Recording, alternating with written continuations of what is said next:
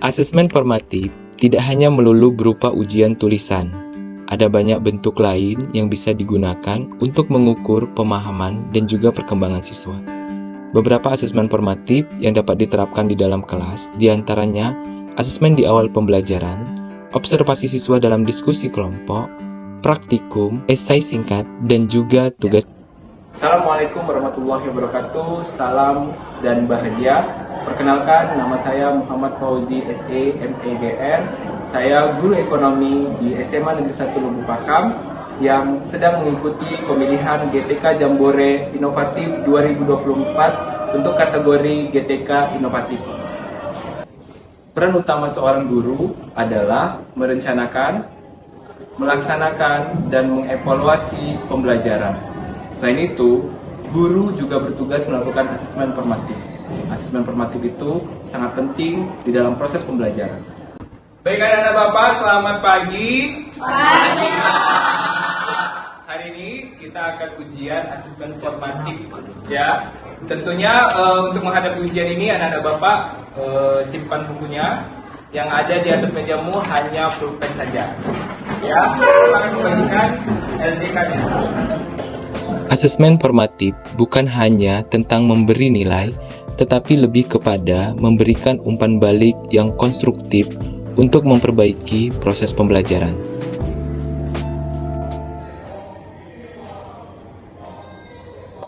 Asesmen formatif tidak hanya melulu berupa ujian tulisan.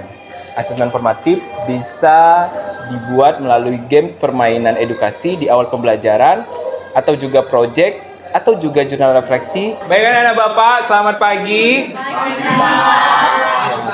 Baik, sebelum kita memulai pelajaran, gimana kabarnya? Baik ya, sehat ya. Tapi Bapak ingin tahu nih perasaan kalian di awal pembelajaran ini. Ya, anak-anak Bapak dikeluarkan handphonenya, Bapak akan bagikan link Mentimeter untuk melihat gimana perasaan anak-anak Bapak hari ini.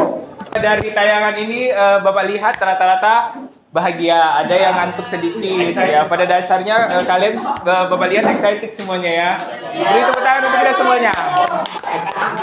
Dari fenomena yang ada dan sering terlihat akan asesmen formatif yang melulu selalu berupa ujian tertulis, maka dari itu saya terdorong untuk membuat kelas yang menyenangkan.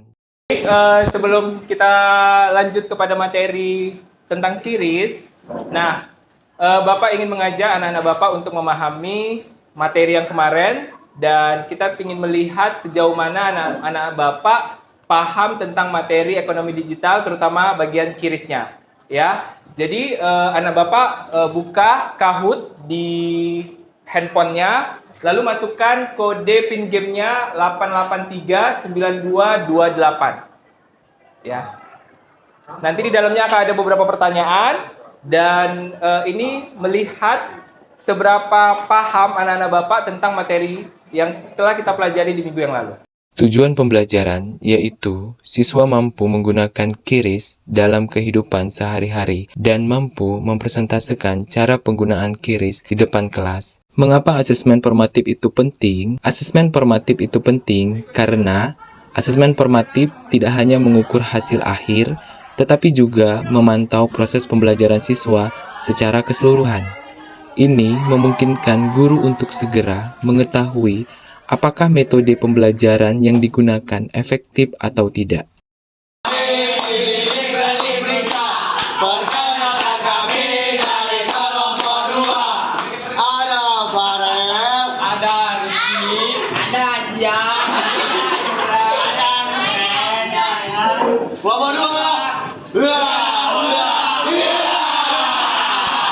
Baik, kita akan presentasi kelompok. Berdasarkan hasil undian, kita ke kelompok 3. Ya, kelompok 3 disilakan maju ke depan untuk mempresentasikan video hasil rekamannya tentang QRIS. Pada kelompok 3 dipersilakan. Baik, selamat siang teman-teman. Akan mempresentasikan video pembayaran ekonomi digital. Sebelumnya kami akan memperkenalkan diri kami. Saya Sandrina Farisa Harahap. Selamat menyaksikan.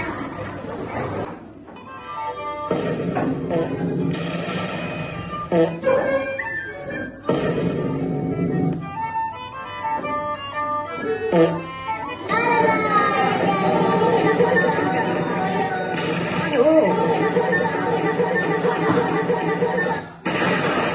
itu momoyonya.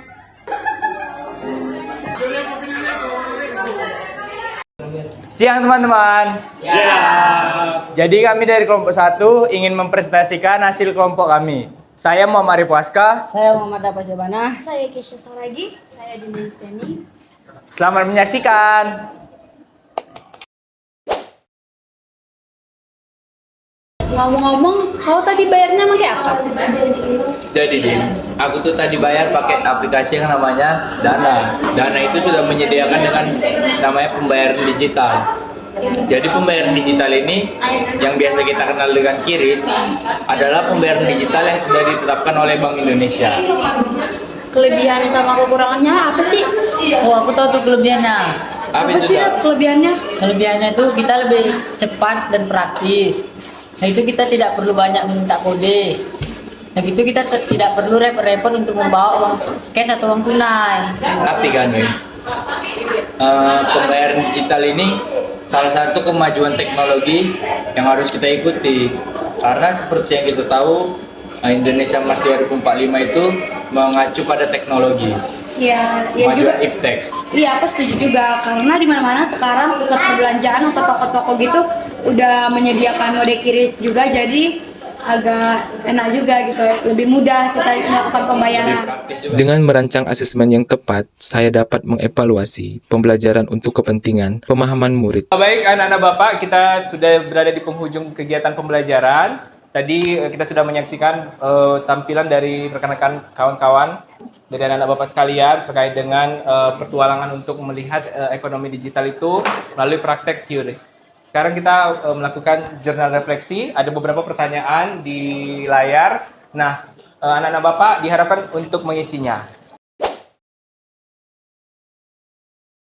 Menurut saya pembelajaran hari ini tuh sangat menyenangkan dan seru karena bagi saya ini merupakan hal-hal yang baru, jadi kita tuh lebih lebih santai gitu dalam pelajaran, tidak terlalu tegang-tegang banget gitu. Menurut saya pembelajaran hari ini sangat seru dan interaktif dan juga tidak membosankan dikarenakan Pak Fauzi membawakan materinya itu sangat seru ya.